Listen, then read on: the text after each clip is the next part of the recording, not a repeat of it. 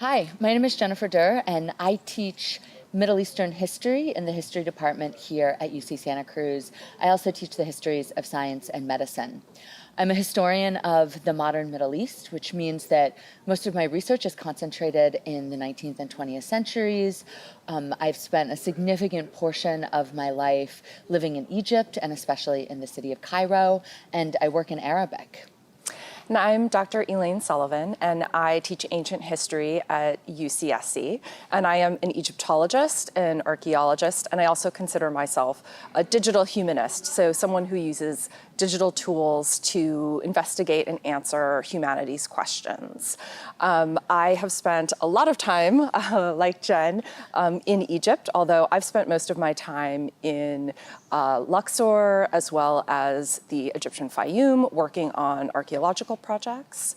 And I also have been doing a lot of 3D modeling and working with GIS and other technologies in investigating ancient sites. In the fall of 2022, Professor Sullivan and I had the incredible experience of traveling to Egypt, to the cities of Cairo and Luxor, with 11 undergraduates. All of them enrolled in 2 courses that we were teaching. So I was teaching a course on living Egyptian history in the city of Cairo. And I was teaching a class on Egypt's famous New Kingdom and the City of Thebes. Before we taught these classes, students were able to apply to travel to Egypt with us on a fully funded trip. And all of the students who traveled with us enrolled in both of our classes during the fall quarter to really immerse themselves in the history of Egypt, both the modern history of cities like Cairo and the ancient history of the dynasties of ancient Egypt. So right after our students took exams, we all got on a plane and flew to Cairo together, and we spent 5 days in Cairo and 5 days in Luxor, which is the ancient city of Thebes.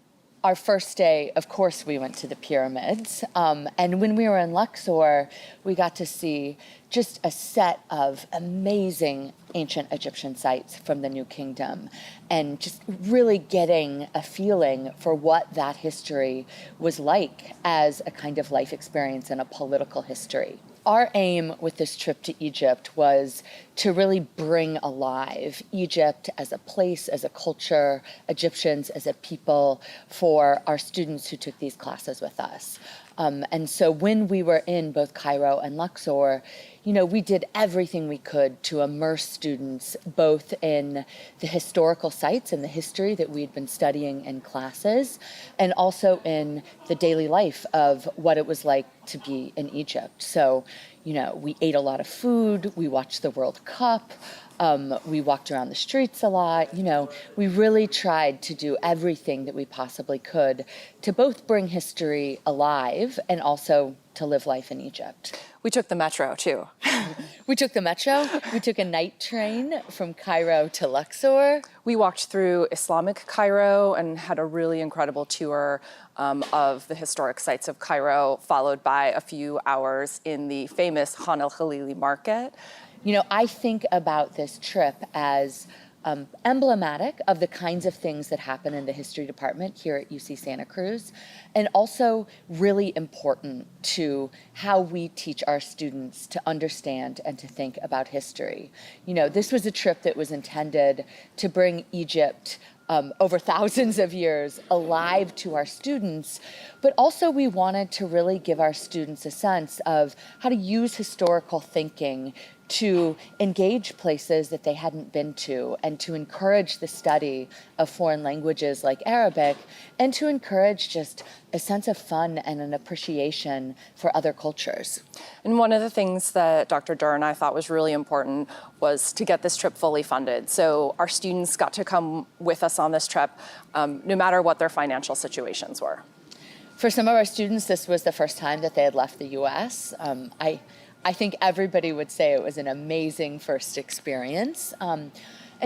Something that I'll say for myself is that this trip was very much intended to embody experiential learning for our students, but it was also an experience in experiential learning for Professor Sullivan and I, both because we could learn from one another. While we both work in Egypt, our research is separated by thousands of years. And because it gave us the opportunity to learn from our students, to learn what they knew, what their life experiences were, and how they understood the experiences that we were having together.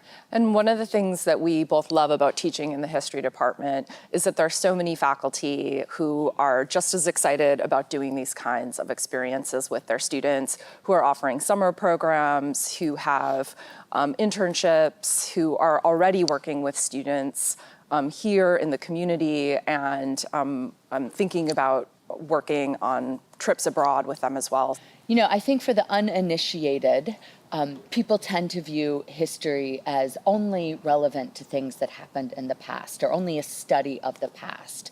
And I think what we really bring alive in our department are the ways that history teaches someone how to think critically. It teaches you how to experience a place, how to understand politics, how to engage different cultures. You know, it emphasizes the significance of learning foreign languages. It really teaches you, and I can say this of myself certainly, a way of being a citizen in a global world.